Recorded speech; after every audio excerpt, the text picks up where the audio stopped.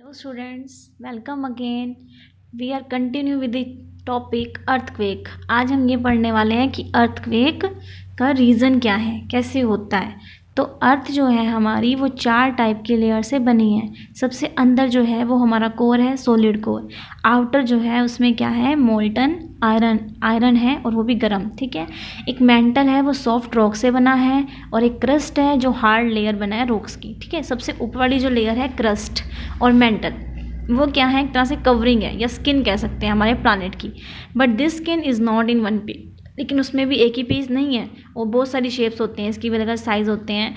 और उन शेप और साइज़ को क्या बोलते हैं, प्लेट या फिर टेक्टोनिक प्लेट, जो कवर कर रखा है जिसने अर्थ को, ठीक है। तो यहाँ जिस तरह से डायग्राम में दिखाया है, सबसे बाहर ये क्या है, आउटर को क्रस्ट है, मेंटल ग्रीन वाला क्रस्ट, जो आपका रेड वाला mental, inner core that is ये ब्लू वाला, एंड येलो वाला आउटर कोर। ये 4 पार्ट में डिवाइड किया है इसको, ठीक है। तो ये प्लेट्स जो मूवमेंट होती है, इन्हीं प्लेट्स की, जो ये प्लेट हमने बात की, क्रस्ट के जो पार्ट है उसमें जो ये प्लेट है, इन्हीं प्लेट्स में क्या होती है, मूवमेंट होती है। आप उनमें फोर्स लगता है, जिसकी वजह से क्या होता है, through the earth in form of waves, ये मूव करती हैं वेव्स की फॉर्म में। तो सरफेस पे, अर्थ के सरफेस पे क्या फील किया जाता है, मूवमेंट फील की जाती है। दैट मीन्स अर्थ जो है शेकिंग करता है। इसी चीज़ को हम क्या बोलते हैं, अर्थक्वेक बोलते हैं, ठीक है।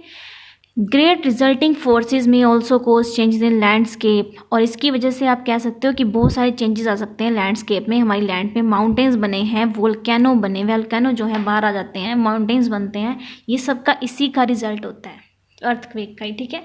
ये है कि बहुत टाइम में बने हैं, लेकिन ये सब बने जो हैं इन्हीं प्रोसेस से है। देखना, अर्थक्वेक जोन, ये हमारा लिथोस्फीयर, ये हमारी अर्थ की लेयर है, ठीक है। इसमें क्या हुआ, यहाँ ये जो प्लेट है, स्प्रेडिंग प्लेट, ये आपस में दूर दूर हो गई हैं। प्लेट्स अगर मूव जा रही हैं तो मैग्मा जो है वो नीचे की तरफ से ऊपर आ जाएगा, ठंडा होने के बाद तो नई क्रस्ट बना देगी। ऊपर वाली जो लेयर है एक और बन जाएगी उसके, इसकी वजह से, ठीक है। तो ऐसा कब होता है, जब ऊपर वाली प्लेट्स जो हैं वो दूर जाएं तो अंदर से जो है मैग्मा निकल के आएगा और वो एक नई लेयर बना देगा, ठीक है। इसी तरह से कोलाइडिंग में क्या है, जब 2 प्लेट्स जो हैं कोलाइड आपस में टकराएंगी, प्लेट आपस में टकराएंगी, तो बीच वाला मास जो है वो क्या हो जाएगा, इकट्ठा हो जाएगा, ज़्यादा हो जाएगा यहाँ पे। इस तरह से यहाँ ये बनता है, ठीक है। तो एक तरह से कह सकते हैं, तो इतना ऊपर तो चला जाएगा, उतना ज़्यादा माउंटेन की जो है पीक बढ़ती चली जाएगी, सही है। सॉरी। उसके बाद है एक ओशियन बियरिंग प्लेट। यहाँ जो है साइड में क्या है, एक ओशियन है, और यहाँ पे एक प्लेट ओशियन की है, कंटिनेंटल की है। तो यहाँ ये क्या होंगी, नीचे की तरफ जाएगी, एक दूसरे के नीचे की तरफ जाने की कोशिश कर रही हैं। इस टाइम पे क्या होता है, volcano occur along these boundary, इनके आसपास जो है वोल्केनो बनते हैं, ठीक है, ऐसे एरियाज़ में। उसके बाद स्लाइडिंग प्लेट में क्या है, अगर 2 plate slide past each other, इस तरह से एक दूसरे से दूर जाने की कोशिश कर रही हैं, खिसक रही हैं, तो इनके बीच में क्या होगा, फ्रिक्शन पैदा हो जाएगा इसके बीच में, और इस वजह से क्या होगा, पावरफुल अर्थक्वेक आ सकते हैं सेंटर से, ठीक है। तो ये 4 टाइप के हैं जिसकी वजह से जो अर्थक्वेक जो है वो आ सकते हैं। लोकेशन जो है अर्थ सरफेस के बीच में, कि अर्थक्वेक यहाँ से स्टार्ट होता है, तो उस लोकेशन को क्या बोलते हैं, हाइपोसेंटर बोलते हैं।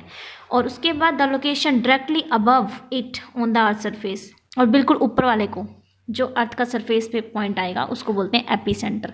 जो अंदर जहाँ से स्टार्ट हुआ है लोकेशन, जहाँ से अर्थक्वेक स्टार्ट हुआ, नीचे पॉइंट है हाइपोसेंटर, और जिस पॉइंट पे ऊपर आएगा धरती के ऊपर, जहाँ पता चलेगा, उस जगह को बोलते हैं एपीसेंटर। और ये इसकी होगी डेप्थ, कि इतने नीचे जो है इस प्लेट में जो है अर्थक्वेक आया था। उसके बाद है कुछ और भी रीजंस हैं अकरेंस ऑफ अर्थक्वेक की, जैसे कि वोल्केनिक एक्टिविटीज़ हैं। वोल्केनिक एक्टिविटीज़ के अलावा ह्यूमन एक्टिविटीज़ भी हैं, जिसकी वजह से जो है अर्थक्वेक आता है, जैसे कि न्यूक्लियर टेस्ट जो ग्राउंड के अंदर किए जाते हैं, या डैम वगैरह बनाना, ये सब रीजंस हो सकते हैं अर्थक्वेक के आने के, ठीक है। उसके बाद वो कह रहा है, हमारे इंडिया में जो मेजर अर्थक्वेक आया था वो कब आया था, 26 जैन 2001 में आया था, गुजरात की भुज डिस्ट्रिक्ट में आया था, ठीक है। और एक और की बात है, मेजर अर्थक्वेक आया था, कहाँ आया था, कश्मीर में आया था, 8 अक्टूबर 2005 में, उरी में एंड तंगधार टाउन में, ओके। ये आपको लर्न होना चाहिए, मेजर यहाँ अर्थक्वेक कौन कौन से आए हैं। माइनर जो है वो बहुत आते रहते हैं, लेकिन यहाँ मेजर की बात की गई है। उसके बाद हम अर्थक्वेक के बाद जो है बात करते हैं सुनामी के बारे में। What is a tsunami, tsunami क्या होता है, तो जो हमारी अर्थ है उसका मोस्ट ऑफ पार्ट जो है वो किससे कवर है, ओशियन से 70% हमारी अर्थ के चारों ओर पानी है, वो ओशियन का, ठीक है। तो अर्थक्वेक जो है ओशियंस में भी आ सकते हैं, क्योंकि मोस्टली रीजन जो है वो ओशियन ही है हमारा, तो उनके सेंटर में, उनके नीचे भी जो होगा वो प्लेट्स होंगी, तो वहाँ भी तो आ सकते हैं अर्थक्वेक। तो ये जो है मूवमेंट आती है इसमें, जब मूवमेंट आ गई वहाँ कोई रहते तो है नहीं, तो ज़्यादा डैमेज की बात नहीं, लेकिन वो जो क्या होता है वाटर में ही मूवमेंट होती है, ज़्यादा डैमेज नहीं होता। लेकिन सम टाइम कई बार ये वेव्स इतनी ज़्यादा हो जाती हैं जिससे जो है वो खतरा हो जाता है कि वो जो है बहुत ज़्यादा नुकसान कर देंगी। तो ऐसी जो वेव्स होती हैं उनको हम क्या बोलते हैं, सुनामी बोलते हैं। इंडिया में सुनामी जो है वो कब आया था, 26 दिसंबर 2004 को आया था। All the coastal area around the ocean suffered huge loss, और इसके आसपास रहने वाले जितने भी कोस्टल एरियाज थे उन्हें जो है बहुत ज़्यादा लॉस हुआ था, ठीक है। तो अर्थक्वेक की हम उसके बाद इंटेंसिटी को किस तरह से मेज़र करते हैं, कि अर्थक्वेक किस तरह से मेज़र किया जाता है कि ये इतना ज़्यादा पावरफुल था, ये नहीं था, तो हम जो है कौन सा स्केल से मेज़र करते हैं। फॉर एग्जांपल आप किसी चीज़ की लेंथ मेज़र करते हो या कुछ भी वेट मेज़र करते हो, तो अर्थक्वेक की इंटेंसिटी कि वो कितना पावरफुल था या नहीं था, उसके लिए जो स्केल है उसे हम बोलते हैं रिचर स्केल, ठीक है, जिससे जो है हमें अर्थक्वेक का रेट पता चलता है। इसका रेट जो है, इसकी पावर कहाँ तक है, 10 तक होती है। तो अगर जो है रेटेड 2, अगर जो है वो दो गुना है, उस पर जो है स्केल पे 2 आया है, that is 10 time as strong, तो वो जो है 10 गुना ज़्यादा है अर्थक्वेक का। ऐसे ही 3 आया तो वो 100 गुना ज़्यादा आया है, ठीक है। ऐसे ही अर्थक्वेक ऑफ लेवल 1 to 2.5 ये जो है ये तो हर रोज़ ही होते हैं, लेकिन अगर अर्थक्वेक जो है 6 इतना आ जाए तो इतना हो जाता है कि वो हैवी फर्नीचर को भी मूव कर सकता है। लेकिन फिर भी हम ये नहीं कह रहे कि वो बहुत ज़्यादा डैमेज कर देगा, लेकिन अगर उसका लेवल कहाँ तक पहुँच गया है, 8 तक, तो जो है वो बड़ी बड़ी बिल्डिंग को भी नीचे गिरा सकता है, ठीक है। 1 और 2 वाले जो हैं वो डेली आते रहते हैं, 6 वाला आ जाए तो वो फर्नीचर को भी मूव कर सकता है, लेकिन ज़्यादा डैमेज वाली बात नहीं होती। लेकिन अगर 8 वाला है तो वो बिल्डिंग को गिरा सकता है, ठीक है। तो जो सुनामी जिसने इंडिया को स्ट्रक किया था उसको बोलते हैं कैटास्ट्रोफिक अर्थक्वेक, और वो था 9, उसकी पावर थी रिचर स्केल में। और जो भुज और कश्मीर में आया, जिसकी हमने अभी पहले बात की, इंडिया में मेजर अर्थक्वेक जो आए हैं 2001 में एंड 2005 में, उनका जो जो मैग्नीट्यूड था वो कितना था, 7.5 था, इससे भी ज़्यादा था, ठीक है। तो यहाँ पे इतनी जो है मैग्नीट्यूड के जो है अर्थक्वेक आए हुए हैं, ठीक है। उसके बाद है हाउ कैन वी प्रोटेक्ट, हम जो अर्थक्वेक से किस तरह से प्रोटेक्शन कर सकते हैं, किस तरह से बच सकते हैं। हमें क्या करना है, reside in building which adhere to the earthquake resistant building code, हमें इस तरह से जो है अर्थक्वेक में जो है बिल्डिंग में नहीं जाना, इस तरह से बिल्डिंग का डिज़ाइन बनाना है क्वालिफाइड आर्किटेक्ट्स की सलाह से। तो क्वालिफाइड सिविल इंजीनियर जो होते हैं वो इस टाइप से बिल्डिंग को बनाते हैं जिससे जो है अर्थक्वेक का खतरा कम से कम हो, कि बिल्डिंग जो है उसे नुकसान कम से कम हो। फायर फाइटिंग इक्विपमेंट होने चाहिए उस जगह पे, वर्किंग ऑर्डर जैसे कि कैच फायर, कुछ भी हो सकता है अर्थक्वेक के टाइम में, तो वो सारी सूटेबिलिटी पहले से प्रोवाइड होनी चाहिए। और जो घर हैं वो ऐसी जगह पे नहीं बनाने चाहिए, हैवी कंस्ट्रक्शन मटेरियल के साथ नहीं बनाने चाहिए, क्योंकि ओल्डर बिल्डिंग जैसे जो है वुड की बनी होती हैं, ओपन टू मच बेटर, वो जो है ऐसे टाइम में जो है ज़्यादा हेल्पफुल होती हैं, क्योंकि वो ज़्यादा नुकसान नहीं करती।